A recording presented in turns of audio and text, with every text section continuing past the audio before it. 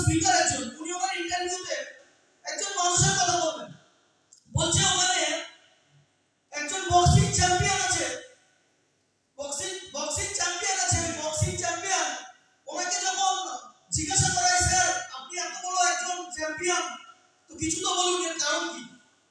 বলছে কারণ হচ্ছে এটা, এর কারণে আপনি অনেক ভালো ফাইট জানেন, অনেক ভালো সুন্দর ফাইট করতে পারেন, বক্সিং করতে পারেন। বলছে নো, আমি অনেক ভালো বক্সিং করতে পারি না। বলছে কি তাহলে স্যার আপনার সাকসেসের রাজ?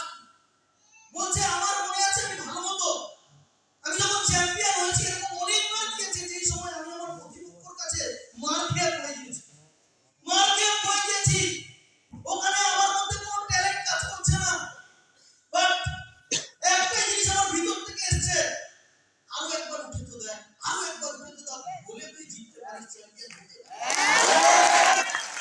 তুই ভিতর থেকে উইল আমাকে জাগালো, আর ওই উইল আমাকে জাগিয়ে দিল, এসে আমি যে পাঁচটা মারতাম সে বেশিরভাগ ক্ষেত্রে সেই পাঁচটা আমার শেষ পাঁচ, সেই পাঁচটা আমার অপোনেন্টের শেষ পাঁচ হতো, আমি ওই একটাই পাঁচ কাটছি।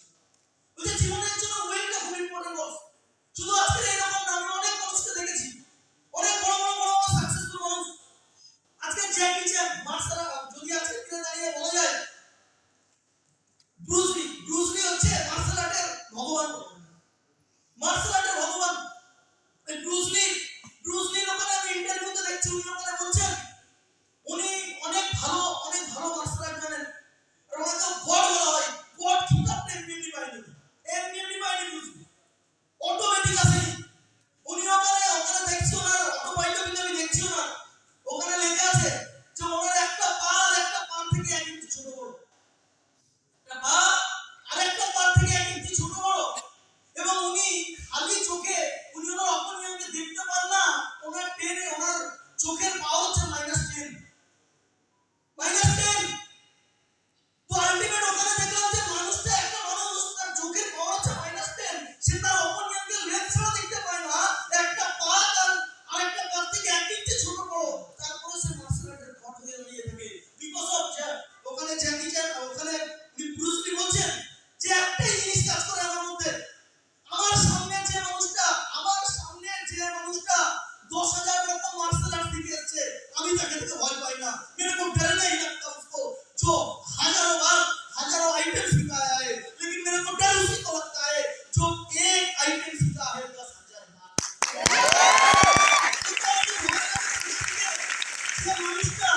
যে মানুষটা একটা বার জানে 10,000 বার প্র্যাকটিস করে এসেছে, আমার ওকে দেখে ভয় লাগে। আজকে আমাদের হতে পারি মার্শাল আর্টের গড, বাট আমার তাকে দেখে ভয় লাগে। কারণ আজকে দিনে সেম, আজকে দাদাকে দেখো, বিকাশকে দেখো, আজকে যদি বলা যায় মানুষটা কারণ একটা পজিশন বানিয়ে দিচ্ছে, মানুষটা দেখিয়ে দিয়েছে, একটাই কারণ। আমি রিয়েলিটি বলছি, আমি যখন একা থাকি, ফাঁকা পেলে থাকি, তখন আমি কন্টিনিউ এটা ভাবি, একটা ছেলে কোনো সাপোর্ট ছাড়া, আজকে আমাদের দাদারা কত সিরাজদা বলো, রাহুলদা বলো, বিকল্প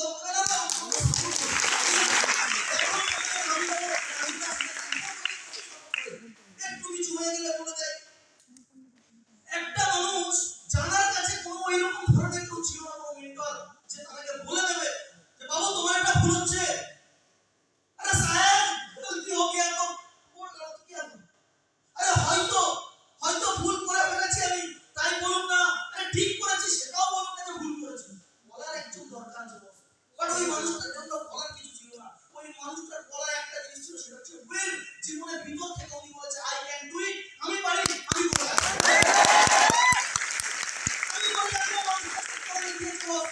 করে দেখিয়েছে।